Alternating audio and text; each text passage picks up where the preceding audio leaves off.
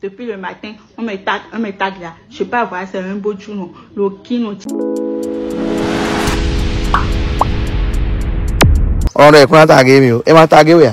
On me tag. L'odi est bête tagué ouais. Quand on est benja, nous les restes on est benja. On est déjà sous quoi non boyo de non d'où bon moi. On a blo la son sur le rayon vieux on blo la son. Mais on ben ouais donc il m'a kanji bo kenu. Kakabo le m'a kanji bo le kenu. Oka kenu. No blo ma yon amele na kende go jawe. Bo ka blo mo zo mele lo mi club me lo ma so mele lo mi club o. Bo na ti ho do po won ka ba mo. Fi yo ho yan do no we na 3 o 3 to o 3 to. Me 3 to na so pe a. Ya vi ogbenu ya so to eyin ogbenu do ya vi eyin bo san 600 na bi mi lo o chaka fo ka we na bi de to awon e me ogbenu do ki ma kendo nu do e dire go.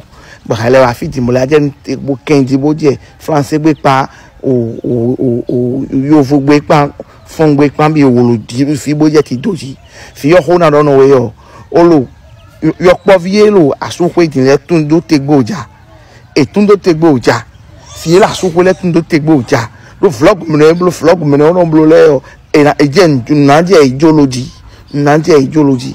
for la ken wen na do no we yo e do to mi to me fije mi de bo ohun boutique be vivine me bo te boutique fi e kadi de metan makaso no publicité de boni ma mo fi okpo boutique yo kone kabi asanto gbe jowe a ma complan boutique yo won aso tan gbe santo ya but there is 600,000 ni hello hôtel me bo mi blo 2 jouer blo 1,200,000 na bi 1000 kabi 100,000 bon 1 million mais ils en comme no we si so blo do boutique me no ya esi commerce brésilien kabi o béninoise kabi malienne kabi o best togolaise le kabi mes chinoise le bon e rebe do boutique te be nu ko ha esi ko me rebe do boutique te be nu ko ha bon but yon comme on so din bo an re do c'est rien do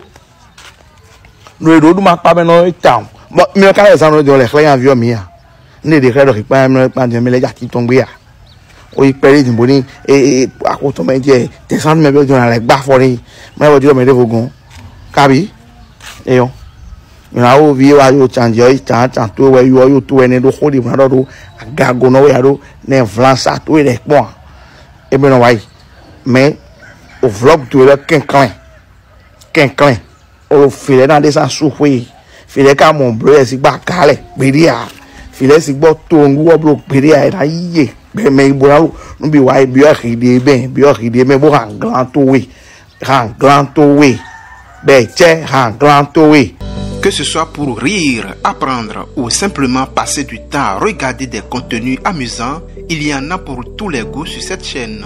J'espère que cette vidéo vous a plu et qu'elle vous a permis de découvrir de nouveaux contenus divertissants. Merci d'avoir regardé et à bientôt.